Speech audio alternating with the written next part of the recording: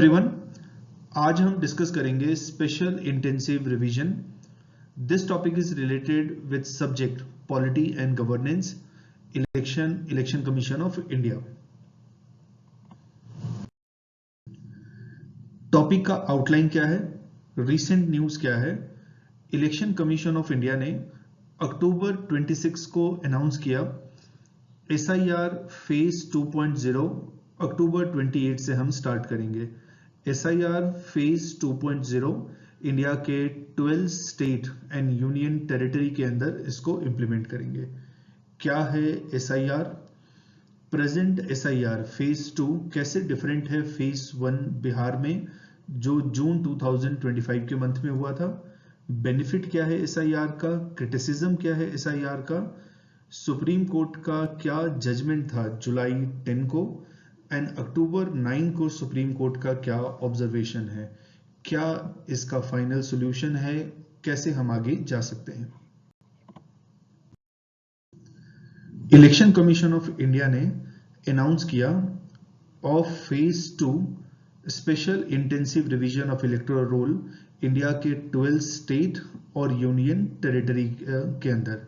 ये वो सारे स्टेट हैं जहां पे नेक्स्ट 1.5 ईयर के अंदर इलेक्शन कंडक्ट होने वाला है। 2026-27 में इलेक्शन कंडक्ट होने वाला है।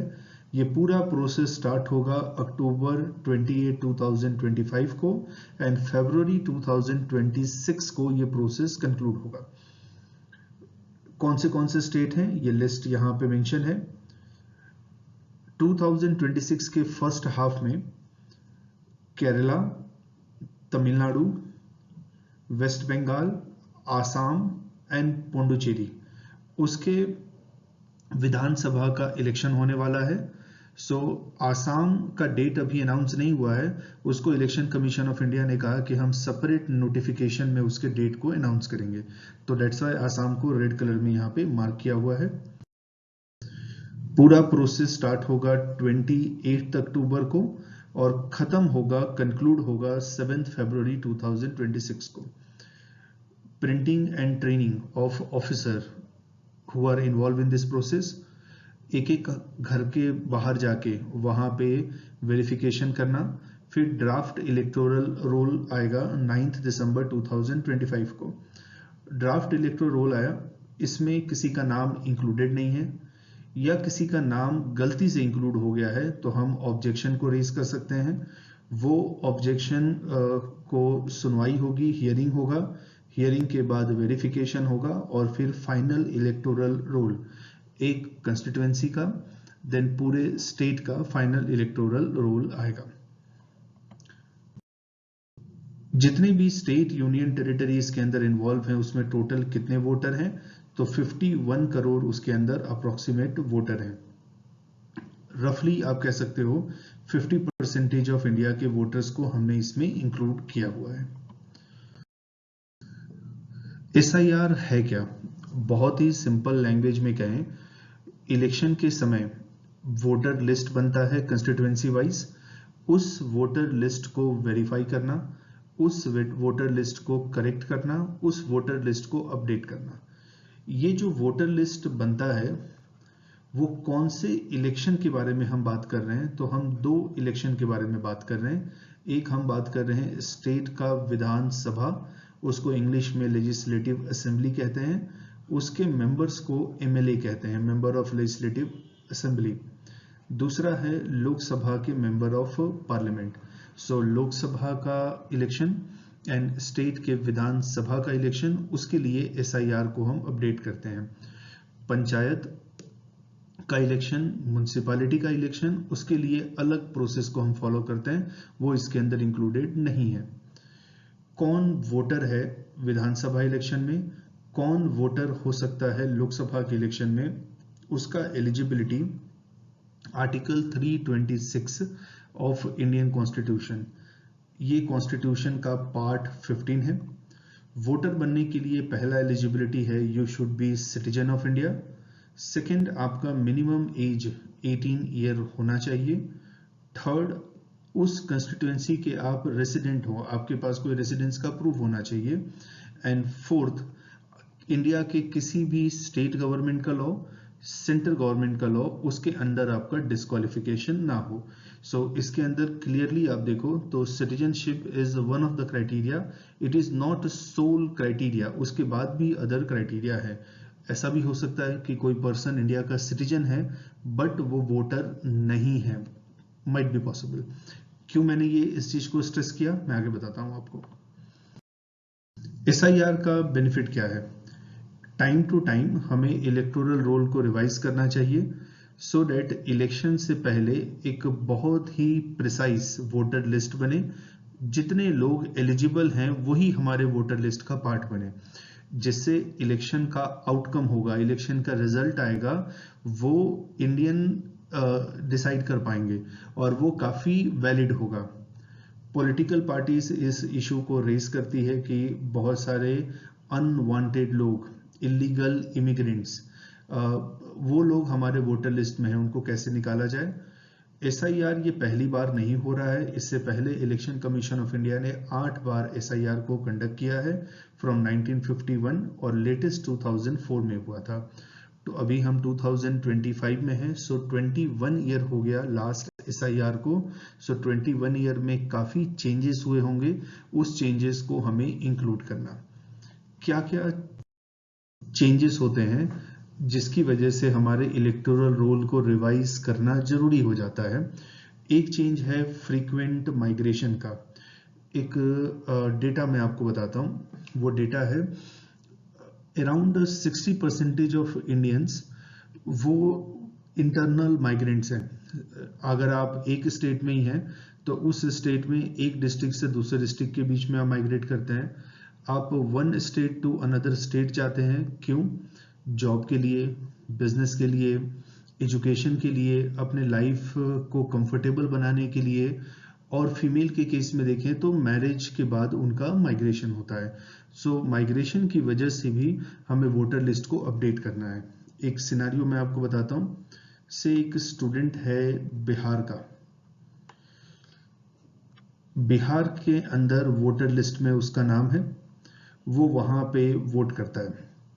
उसके बाद वो दिल्ली चला गया हायर एजुकेशन के लिए, दिल्ली में रहने लगा 5 साल 6 साल, वहां के वोटर लिस्ट में भी उसका नाम आ गया। उसके बाद उसकी जॉब लग जाती है बेंगलुरु में, वो बेंगलुरु में चला जाता है, वहां पे घर खरीद लेता है और वहां के वोटर लिस्ट में भी उसका नाम है। तो 3 जगह के वोटर लिस्ट में उसका नाम है। उसने इतना ध्यान नहीं दिया, बेंगलोर में परमानेंटली सेटल हो गया, दिल्ली में, बिहार में उसने अपने नाम को कैंसिल नहीं करवाया, जिससे वो बेंगलुरु में वोट कर रहा है और उसका वोटर आईडी कार्ड बिहार में और दिल्ली में आइडल है। इसको कोई मिसयूज कर सकता है, कोई पॉलिटिकल पार्टी के वॉलंटियर जाके वोट कर सकते हैं इस पे, या ऐसा भी हो सकता है कि यही पर्सन बेंगलुरु में भी वोट कर रहा है, दिल्ली में भी वोट कर रहा है, बिहार में भी वोट कर रहा है, क्वाइट पॉसिबल। तो माइग्रेशन की वजह से वोटर जब नई जगह पे जाते हैं तो वो अपने आप को रजिस्टर करते हैं, तो पुरानी जगह से उनका नाम कट हो जाना चाहिए। आप न्यूज में सुनते होंगे, बिहार में एक पॉलिटिकल लीडर हैं प्रशांत किशोर, उनके ऊपर एलिगेशन लगा कि उनका बंगाल के अंदर भी, बिहार के अंदर भी वो 2 जगह पे उनका वोटर लिस्ट का नाम है, और भी लोगों के ऊपर एलिगेशन लगता है। तो एक रीजन ये है कि माइग्रेशन की वजह से जो चेंजेस हो रहे हैं उसको इंक्लूड करना। जिस वोटर का डेथ हो गया है उसको वोटर लिस्ट में से निकालना। किसी फॉरेनर को इंक्लूड कर दिया है, से हमारे नेबरिंग कंट्री में से कोई गलत तरीके से इंडिया में एंटर हो गया, इलीगली एंटर हो गया, उसने आधार कार्ड अपना बनवा लिया, एजेंट से पैन कार्ड बनवा लिया और अब वोटर आईडी कार्ड भी बनवा लिया। तो गलत तरीके से किसी ने इंडिया का सिटीजनशिप या इंडिया का इलेक्टोरल कार्ड अक्वायर किया है, तो इन दैट केस भी हमें एसआईआर करना है ताकि उनको फिल्टर आउट करके हम निकाल पाए। एसआईआर के अंदर फंक्शनरी कौन है, एक एग्जांपल से बताता हूं। दिल्ली है, दिल्ली के अंदर पूरे इलेक्टोरल रोल किसके अंदर आएगा, कौन इसको देखेगा, तो वो दिल्ली का सीईओ है, that is chief electoral officer. ये टिपिकली एक आईएएस ऑफिसर होता है। उसके बाद दिल्ली के अंदर 70 असेंबली कंस्टिट्यूएंसी है।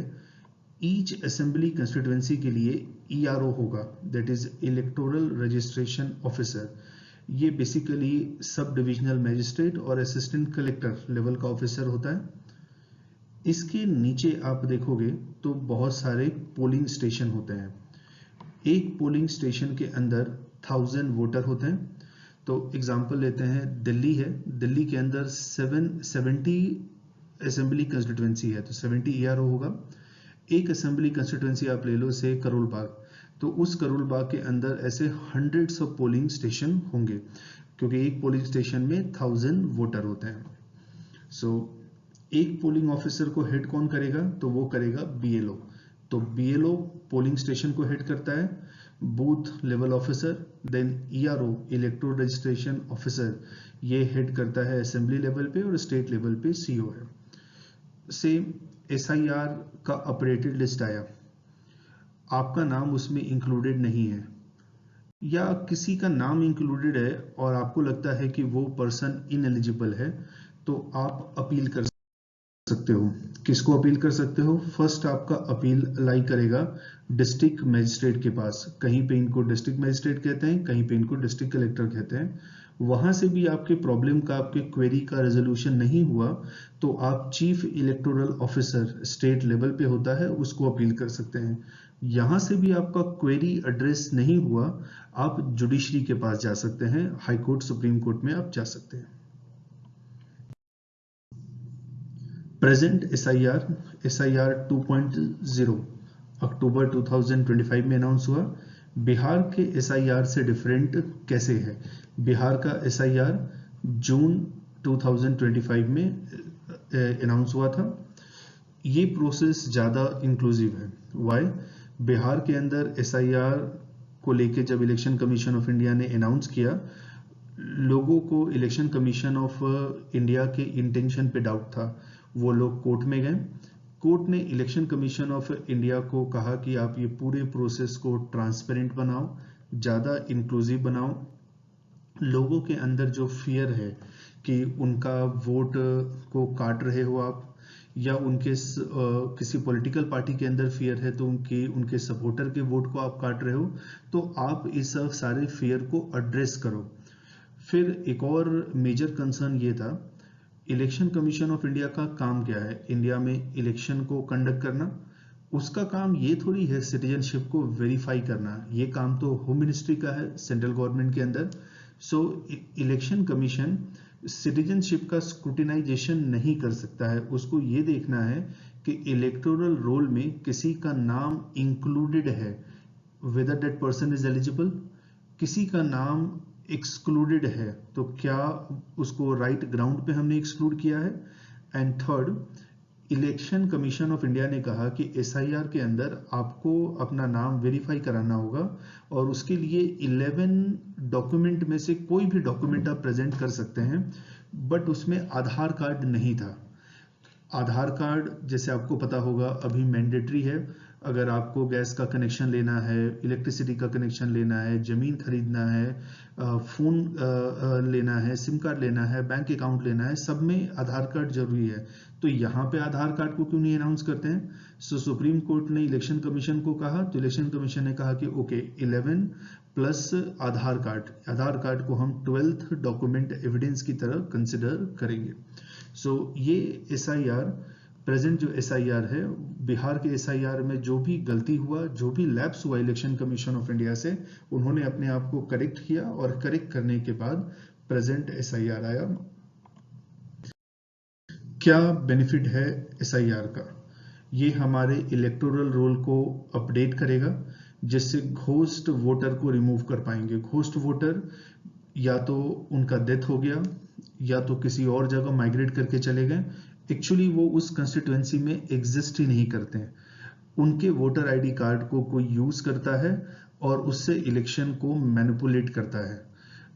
दूसरा, मल्टीपल रीजन में सेम ही वोटर रजिस्टर है, तो उनके नाम को हर जगह पे कट करके एक ही जगह पे रखना। इलीगल इमिग्रेंट्स को एक्सक्लूड करना। आपने आसाम में, वेस्ट बंगाल में सुना होगा कि जो अथॉरिटीज़ हैं या पॉलिटिकल पार्टीज के लीडर्स हैं वो कहते हैं कि आसाम के इलेक्शन का आउटकम और वेस्ट बंगाल के इलेक्शन का outcome illegal immigrants from Bangladesh या म्यांमार से जो आते हैं वो इसको चेंज करते हैं। इससे हम इलेक्शन को अच्छे से प्लान कर पाएंगे, प्रॉपर वे में डिलिमिटेशन कर पाएंगे। What is delimitation? सीट्स का एंड असेंबली कंस्टिट्यूएंसी का, पार्लियामेंट्री कंस्टिट्यूएंसी का, उसके बाउंड्री का रीएडजस्टमेंट करते हैं based on decrease and increase of voters over there. Delimitation का एक ही ऑब्जेक्टिव है, हर एक कंस्टिट्यूएंसी के अंदर सेम नंबर ऑफ वोटर होने चाहिए। वोटिंग पैटर्न को प्रॉपर वे में समझ पाएंगे। से किसी जगह पे अभी हमें हमारे रिकॉर्ड कह रहा है कि वहां पे 30 लाख वोटर्स हैं, बट एक्चुअली वहां पे वोटर हैं 20 लाख, 12 लाख। तो हम रिसोर्सेज को डिप्लॉय कर रहे हैं, वहां पे कितने ऑफिसर को डिप्लॉय करना, पुलिस मैन को कितना भेजना, सिक्योरिटी पर्सनल को कितना भेजना, कितना उसके लिए बजट एलोकेट करना। तो हम 30 लाख सोच के बजट एलोकेट कर रहे हैं, बट एक्चुअली है 12 लाख लोग ही, तो हमारा मनी तो वेस्ट हो रहा है। किसी जगह पे 50 लाख वोटर हैं, हमें पता है कि 30 लाख ही वोटर है, उस केस में वहां पे हम कम मनी को एलोकेट कर रहे हैं, कम ह्यूमन रिसोर्स को एलोकेट कर रहे हैं। तो government, election commission of India अपने रिसोर्सेज को प्रॉपर वे में डिप्लॉय कर पाएगी और इलेक्शन में वोट देना, इलेक्शन प्रोसेस में पार्टिसिपेट करना हम सिटीजन के लिए एक मेमोरेबल, एक कन्वीनियंट एक्सरसाइज होगा। क्रिटिसिज्म क्या है?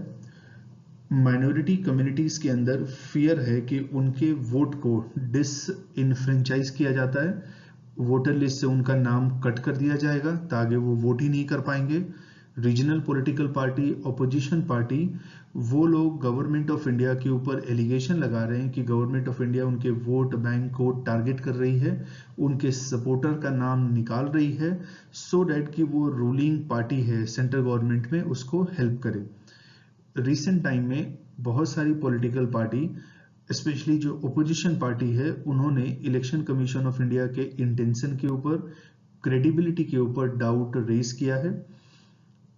ऑल इंडिया एसआईआर होना चाहिए या नहीं होना चाहिए, ये मैटर कोर्ट में है। कोर्ट इसके ऊपर नवंबर 4 को सुनवाई करने वाली है, हियरिंग करने वाली है। जब ये मैटर ऑलरेडी सब जुडिस है, कोर्ट के अंदर है, तो ये एक्सरसाइज को अनाउंस करने का क्या पर्पस है? क्या इलेक्शन कमीशन ऑफ इंडिया रोक नहीं सकता था जब तक कोर्ट का, सुप्रीम कोर्ट का प्रोसीजर कंप्लीट ना हो जाए? ये क्रिटिसिज्म है इलेक्शन कमीशन ऑफ इंडिया के ऊपर। जुलाई 10 को जो हियरिंग हुआ था सुप्रीम कोर्ट में, उसके अंदर क्या मैटर सामने आया था? उसके अंदर पिटिशनर जो थे, जिन्होंने कंप्लेन किया था, उन्होंने 2 ऑब्जेक्शन रेज किया। पहला ऑब्जेक्शन, क्या इलेक्शन कमीशन ऑफ इंडिया के पास राइट है एसआईआर कंडक्ट करने का? उन्होंने कहा election commission of India SIR को कंडक्ट कर रही है, ये section 21 clause 3 of representation of people act 1950 का वोलेशन है, plus registration of electoral rule 1960 का भी वोलेशन है, और वो सिटीजन का जो फंडामेंटल राइट है वोट करने का, उसको वोलेट कर रहा है। तो ये उन्होंने क्वेश्चन रेज किया। दूसरा, उन्होंने कहा कि जिस तरीके से एसआईआर कंडक्ट हो रहा है, that is not correct, that is not transparent, और वो इलेक्शन कमीशन के इंटेंशन के ऊपर डाउट रेज कर रहा है। कोर्ट ने अपने जजमेंट में कहा कि इलेक्शन कमीशन का ये राइट है एसआईआर को कंडक्ट करना, बस उसको 2 चीजें ध्यान रखनी है।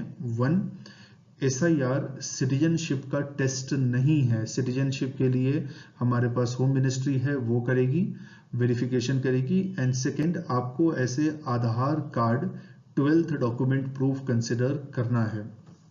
जब हर जगह हम कर रहे हैं तो यहां पे क्यों नहीं कंसिडर करें?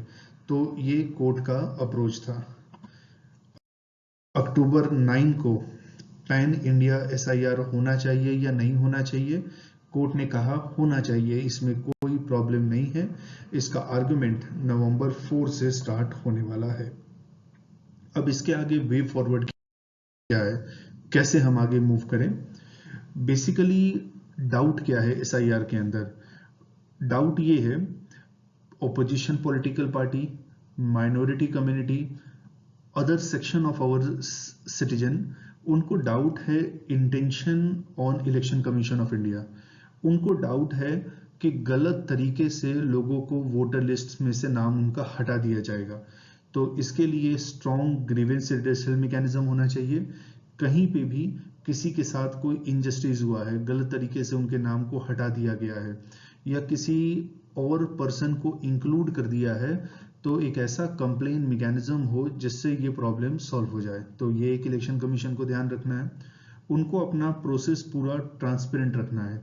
जितने भी स्टेक होल्डर इसमें इन्वॉल्व हैं, B it political party, B it election commission of India, B it judiciary, government, citizen of India, उन सबको कॉन्फिडेंस में लेना है और उनको कहना है कि see this is the purpose of conducting SIR। आप जो सोच रहे हो वो पर्पस नहीं है, and this is not even intention of election commission of India. So इस तरीके से हम इसको सक्सेसफुली कंडक्ट कर सकते हैं। आइडियली ये एवरी 10 ईयर या एवरी 5 ईयर कंडक्ट होना चाहिए। 5 ईयर तो बहुत जल्दी हो जाएगा, बट एवरी 10 ईयर कंडक्ट होना चाहिए, जैसे हमारा सेंसस होता है, कि सो डैट कि वोटर लिस्ट में जो इरेगुलरिटी है उसको टाइमली हम करेक्ट कर पाएं। और बार बार एवरी 10 ईयर में हम करेंगे तो फिर क्या होगा कि ये एक्सरसाइज रूटीन एक्सरसाइज हो जाएगा और छोटे मोटे प्रॉब्लम होंगे वो सॉल्व हो जाएंगे। बट 20 साल 21 साल की बात कर रहे हैं तो प्रॉब्लम बहुत ही ह्यूज हो जाता है हमारे लिए। तो this is all about SIR। Next time मिलेंगे हम किसी और टॉपिक के लिए, तब तक के लिए good bye and good luck.